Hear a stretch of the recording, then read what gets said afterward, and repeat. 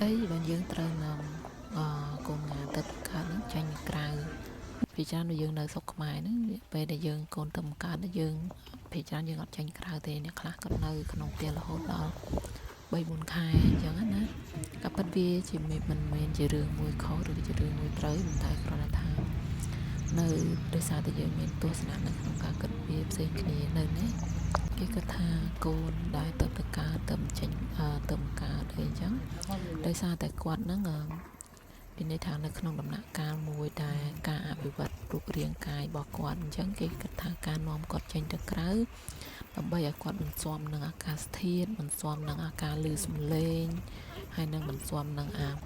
ការហាត់ក្លិនអីផ្សេងនេះវាធ្វើឲ្យសារពាង្គកាយរបស់គាត់នឹងរឹងមាំមានន័យថា